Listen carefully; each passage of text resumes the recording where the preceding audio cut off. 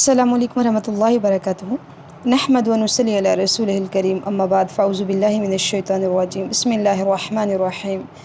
رب اشرح لی صدری ویسر لی امری واحلل عقدۃ من لسانی یفقہوا قولی، اللہم اہد قلبی وسدد لسانی واسلل سخیمۃ قلبی، الہی آمین۔ صحیح البخاری کی ایک روایت میں آتا ہے کہ جب رات کو انسان کی آنکھ کھل جاتی ہے، اور اکثر ایسا ہوتا ہے، آنکھ کھل جاتی ہے انسان کی، کبھی نیند نہ آنے کی وجہ سے، کسی پریشانی کی وجہ سے، یا ویسے ہی کبھی کبھار ایسے ہوتا ہے کہ رات کو انسان کی اکثر آنکھ کھل جاتی ہے۔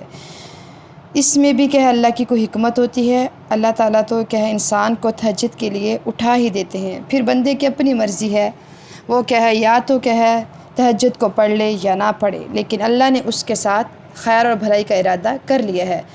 تو جب آپ اٹھیں تو کیا کریں؟ یہ دعا پڑھ لیا کریں، سبحان اللہ والحمد للہ ولا الہ الا اللہ واللہ اکبر ولا حول ولا قوۃ الا باللہ۔ یہ حدیث کہتی ہے کہ جو بھی یہ کلمات پڑھ کر اللہ رب العزت سے دعا کرتا ہے، اس انسان کی دعا اللہ تعالیٰ کبھی بھی رد نہیں کرتے۔ تو پھر سب سے پہلے جب آنکھ کھلے تو 3 دعائیں کیا کریں۔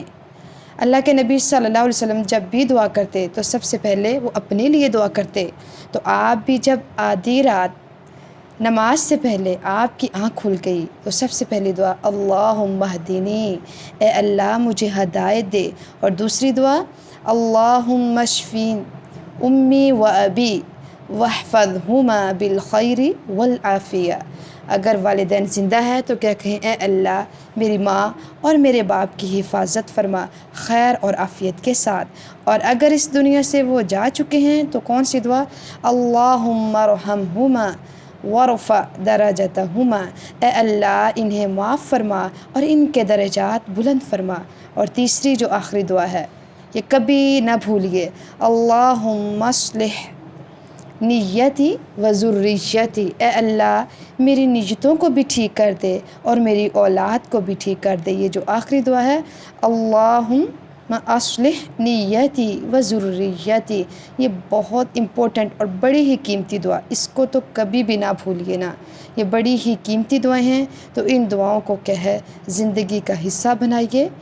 اللہ تعالی ہم سب کی حفاظت کرے، اپنے خاص رحمتوں میں رکھے، ہاتھ سے دین کے حسد سے بچائے، شریر لوگوں کے شر سے بچائے، ہر طرح سے اللہ رب العزت ہماری حفاظت فرمائے۔